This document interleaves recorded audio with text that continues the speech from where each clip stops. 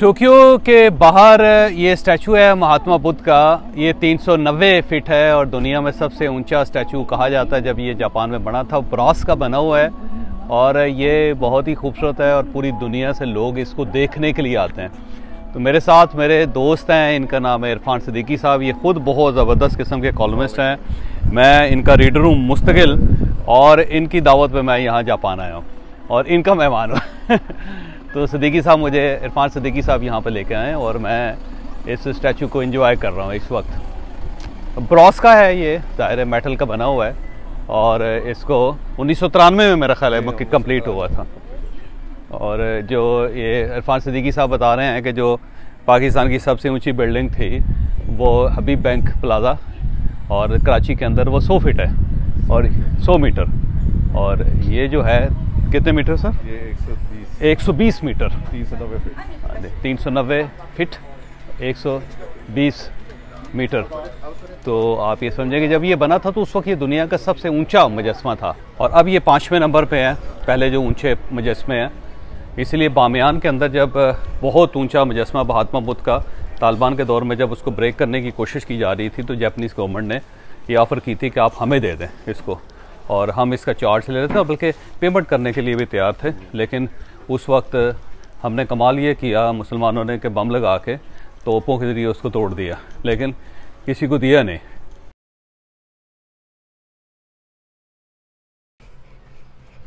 ये यहाँ से प्रोडक्ट्स हैं, जैसे यहाँ से ये इनकी प्रोडक्ट है, स्वीट्स हैं, ऑर्गेनिक प्रोडक्ट्स हैं।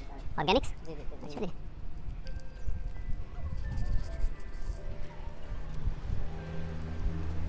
यहाँ से टिकट लेना पड़ता है और उसके बाद अंदर इसके ऊपर जाते हैं। लिफ्ट है, सीढ़ियाँ हैं, ऊपर टॉप तक जाते हैं। मैं आपको अंदर से भी दिखाऊंगा अभी।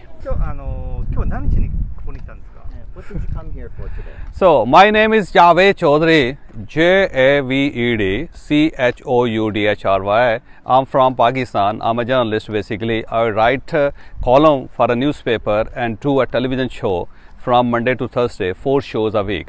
So I'm a political analyst from Pakistan. You can Google me and just type my name on Google and you will get all information. So with the journalism, I am a traveler. I travel a lot. I travel more than 107 countries across the globe. Even I went to the South Pole, I went to the North Pole, and entire Europe, America, USA, Canada, and even Japan. It's my first time.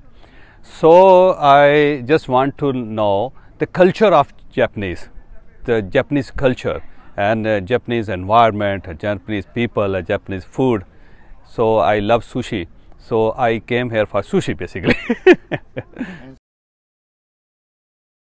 ये wishes counter है। यहाँ पे खड़े होके अपनी wish लिखते हैं, लिखने के बाद यहाँ लटका देते हैं और सबका ख्याल ये है कि इससे विश पूरी हो जाएगी। इस तरह ये सारी ख्वाहिशें लटकी हुई हैं और दुनिया में जितनी भी ख्वाहिशें होते हैं वो लटकी रह जाती हैं, क्योंकि ख्वाहिश लटकाने से पूरी नहीं होती, करने से पूरी होती है।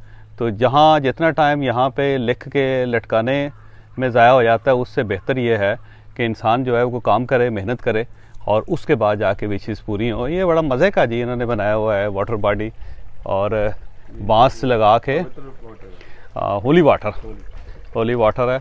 और दुनिया में जितने भी मज़हब हैं उनके अंदर पत्थर है, उनके अंदर पानी है और फिर फेरे हैं। ये दुनिया के हर मज़हब के अंदर है, यानी कोई मज़हब भी ऐसा नहीं है कि जिसके अंदर होली वाटर का कॉन्सेप्ट ना हो। सबका ख्याल ये है कि पानी जो है उसका मज़हब के साथ बड़ा गहरा ताल्लुक़ है। ऐसी बात नहीं है, पानी का इंसान के साथ बड़ा गहरा ताल्लुक़ है। पानी है तो ज़िंदगी है, पानी नहीं है तो ज़िंदगी नहीं है। तो यहाँ पे ये, और ये बहुत ही मज़ेदार इन्होंने गेट टाइप बनाया हुआ। ऊपर देखें जी, ये हाँ, इसके अंदर बेल टावर है, घंटा बजाते हैं थोड़ी देर बाद, और उसके बाद ये बड़ा मज़े की बनाई हुई बालकनी इन्होंने। और आई विश कि मैं भी एक इस टाइप के बनाऊँ इंशाल्लाह। 2 घंटे बाद चला। अच्छा आ जाए राइट हैंड पे इसको टच करते। अच्छा। ये देखिएगा, एक घंटा बजा के मैं आपको दिखाता हूँ।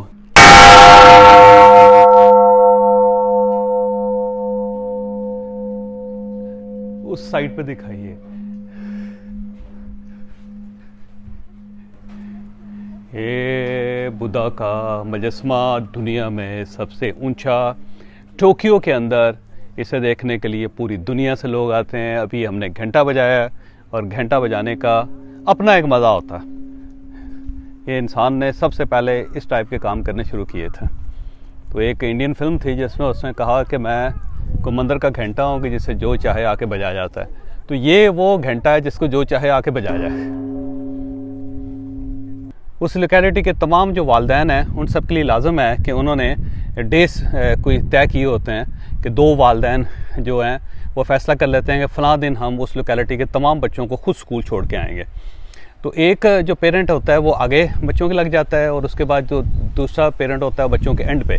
मसलन फ़र्ज़ करें कि एक जगह है जहाँ पे 16 बच्चे हैं, तो 2 लोग होंगे, जो एक बच्चा जो होगा वो आगे हो जाएगा बच्चों के, और जो दूसरा होगा बच्चों के आखिर में हो जाएगा। तो वो इस तरह स्कूल छोड़ के आते हैं और फिर उसी तरह स्कूल से लेके आते हैं। और लंच जो होता है वह स्कूल में बच्चों को दिया जाता है। और जो बच्चों की फ़ीस है वो बड़ी दिलचस्प है जी, कि आपकी जो इनकम है उसके मुताबिक फ़ीस तय होगी। अगर आपकी इनकम कम है तो आपकी फ़ीस कम होगी आपके बच्चे की, और अगर आपकी इनकम ज़्यादा है तो आपके बच्चे की फ़ीस ज़्यादा होगी, इनकम से रिलेटेड। और एक ख़ास इनकम के बाद बच्चे की फ़ीस जो है फ्री हो जाती है, लेकिन वो बताया नहीं जाता किसी को, ताकि बच्चे इन्फीरियर फील ना करें। तो ये मैंने सुबह मुआयना किया कि 2 पेरेंट्स जो बच्चों के हैं उन्होंने झंडे उठाए हुए थे। एक झंडा लेके आगे खड़ा था, एक झंडा लेके पीछे। सारे बच्चे जो हैं वो कितार बना के स्कूल जा रहे थे और स्कूल छोड़ के आए उनको। फिर उसके बाद जब छुट्टी होगी तो वही पेरेंट्स जो होंगे वो लेंगे बच्चों को। तो लोकेलिटी के अंदर सब ने अपना अपना दिन तय किए हुए हैं सब बच्चों को लेके। ये बड़ी मुझे अच्छी और दिलचस्प चीज़ लगी। यहाँ पर इरफान सिद्दीकी साहब ने शादी के बारे में बड़ा मज़े का बताया जी, कि जब किसी की शादी होती है तो कार्ड भेजता है और कार्ड में वो लिख जाता है कि इतनी सलामी आपने देनी है। जो बड़ों के लिए होती है वो सलामी होती है, बच्चों के लिए भी होती है, और उसी सलामी से वो सारे अखराजात पूरे किए जाते हैं और बाकी कुछ पैसे बच जाते हैं जो मियाँ बीवी शुरू में एंजॉय करते हैं उन पैसों को। तो ये बड़ी अच्छी ट्रेडिशन है, पाकिस्तान के अंदर, पंजाब के अंदर भी होती थी, लेकिन अब हमने आहिस्ता आहिस्ता इसको ख़त्म कर दिया हुआ है, जो मेरा ख्याल है बहुत अच्छा था, ताकि शादी कम अज़ कम बंदे को फ्री पड़नी चाहिए। तो जापानीज़ की ये बड़ी ज़बरदस्त आदत है। एक और चीज़, पूरे जापान में यानी टोक्यो में जो मैं 2 दिन से हूँ, यहाँ पे मैंने डस्टबिन नहीं देखी। उसकी वजह ये है कि यहाँ पे लोग गंद डालते ही नहीं है। ये एक नेक्स्ट लेवल की सफाई पसंदी है कि आप डस्टबिन ही ख़त्म कर दें। कोई किसी के पास अगर ट्रैश है तो उसने उठा के अपने घर लेके जाना है, उसने वहाँ सड़क पे या किसी और जगह नहीं फेंकना। लिहाजा अगर आपके पास खाली बॉटल है या कोई रैपर है तो लोग अपनी जेब में डाल के उसको घर लेके जाते हैं और फिर वहीं पे उसको डिस्पोज ऑफ करते हैं, बाहर नहीं डिस्पोज ऑफ करते। स्कूल से आने वाले बच्चे जो होते हैं उनके हाथों में छड़ियाँ होती हैं, जिससे वो नीचे नीचे अगर किसी जगह कोई सिगरेट का टोटा पड़ा हुआ है, कोई कागज़ पड़ा हुआ है, तो वो भी इकट्ठा करते हुए वापस जाते हैं। तो इसके अलावा मैंने देखा कि एक जगह पे एक सड़क के ऊपर जो मोहल्ले के लोग थे, जो बुज़ुर्ग थे, वो सुबह सुबह आके सफाई कर रहे थे। तो लोग खुद सफाई करते हैं और म्यूनसिपल कॉर्पोरेशन भी करती होगी डेफिनेटली, लेकिन लोग इसको ज़िम्मेदारी समझते अपनी कि हमने सफाई खुद करनी है। तो ये जापानीज़ के अंदर बड़ी अच्छी आदत मैंने देखी कि इंतहा दर्जे के सफाई पसंद है। फिर लोग यहाँ पे एक दूसरे के साथ बात नहीं करते, ये आपस में इंटरेक्ट करने के ख़िलाफ़ हैं, चुप करके बैठे रहते हैं और बिल्कुल किसी से मिलने के लिए नहीं जाते। एंटी सोशल हैं, बिल्कुल सोशल नहीं है। लिहाजा इनकी जितनी ख्वाहिशें, जितने प्रॉब्लम्स होते हैं अपने तक महदूद रखते हैं, लोगों तक पता ही नहीं चलता। इसलिए यहाँ पे खुदकुशी बहुत ज़्यादा है। एक साल में 40,000 बंदा जो है ऑलमोस्ट खुदकुशी कर जाता है, जो दुनिया में सबसे ज़्यादा। यहाँ पे एक सुसाइड फॉरेस्ट भी है, जो मैंने किसी जगह पढ़ा था कि वहाँ लोग उसके अंदर चले जाते हैं और वहाँ से निकलते नहीं है, वहीं मर जाते हैं। तो उसकी शायद रीज़न ये है कि लोग एंटी सोशल हैं। तो जब आप कम्युनिकेट नहीं करेंगे, मिलेंगे नहीं, लोगों से अपने प्रॉब्लम शेयर नहीं करेंगे, तो डेफिनेटली अंदर घुटन पैदा हो जाती है। तो ये इस मामले में बहुत बैगिंग नहीं करते कोई जापानीज़ किसी जापानीज़ से, बल्कि किसी से पैसे नहीं मांगता, और अगर कोई मांग रहा हो तो पूरी सोसाइटी उसको बुरा समझती है। तो ये कुछ इनकी हैबिट्स हैं जो आहिस्ता आहिस्ता मैं आपको बताता भी जाऊंगा जापान से कि क्या क्या इनके अंदर दिलचस्प चीज़ें। यहाँ पे हम आए हैं तो ये शूज़ रखने के लिए इन्होंने बाहर लिफाफे लगाए हैं, क्योंकि उसकी वजह ये है कि इनकी तो इबादत गाह है, ये बुद्धा का मुजस्समा है। तो ये आप अपना एक शापर लें, जैसे मैं अभी इरफान साहब ने लिया है, तो एक शापर मैं लूँगा, ये देखिएगा, और उसके बाद अपने अपने शूज़ रख के उसके बाद इसको आप देखिएगा। ये है, ये हमने अपने शूज़ उतारे, ये हमने इसमें बैग में रखेंगे और फिर उसे साथ लेके जाएंगे। तो ये जो पाकिस्तानी इबादत गुजार हैं उन सब के लिए है कि भाई साहब मस्जिदों के सामने इस टाइप के लिफाफे रख लें ताकि वहाँ पे गंद ना पड़े। तो ये इन्होंने सिर्फ एक स्टैचू रखा हुआ है बुद्ध का, जिसके ऊपर इन्होंने चढ़ने के लिए स्टैचू के ऊपर भी इन्होंने सामने ये इस टाइप के लिफाफे रखे हुए हैं ताकि लोगों को सहूलत हो सके। ये जब ऊपर आ जाते हैं तो उसके बाद छोटी छोटी विंडोज़ बनाई है उन्होंने, ये दिल से, जहाँ from the heart of Buddha, यहाँ से आपको शहर के मुख्तलिफ मनाज़र नज़र आते हैं।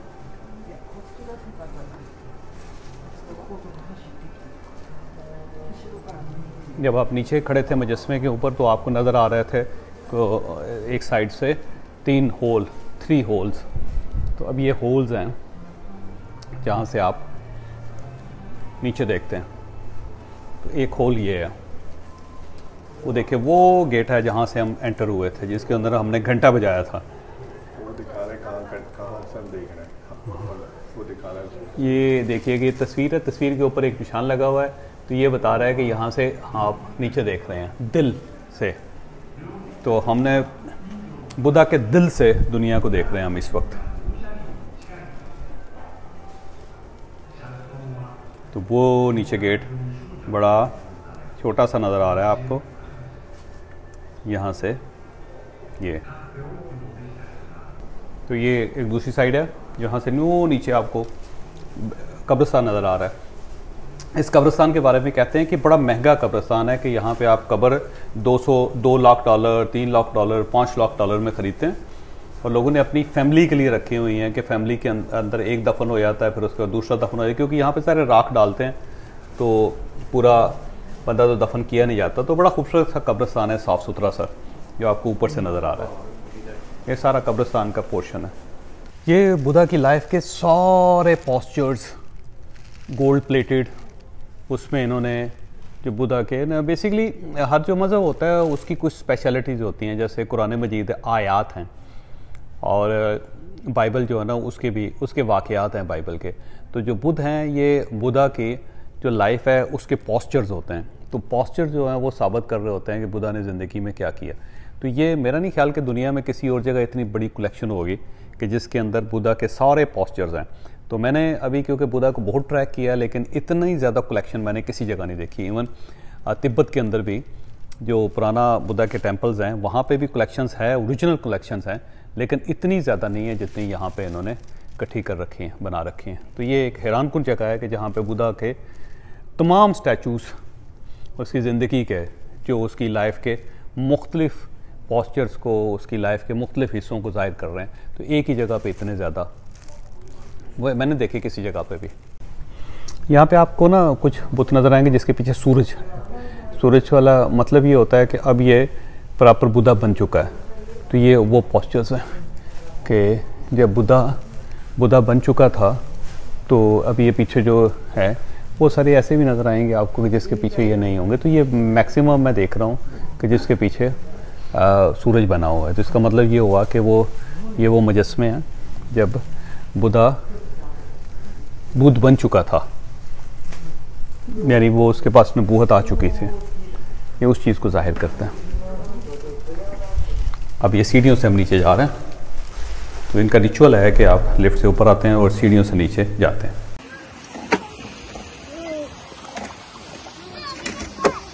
ये लिया चारा मछलियों का और ये हम मछलियों को चारा डालेंगे और उसके ऊपर वो लिखा हुआ है कि अगर आपको अच्छा लगता है तो आप 100 यानी यहाँ पर रख जाएं, नहीं अच्छा लगता तो बगैर उसके लगाएं। मैं इंशाल्लाह बगैर उसके लगाऊंगा।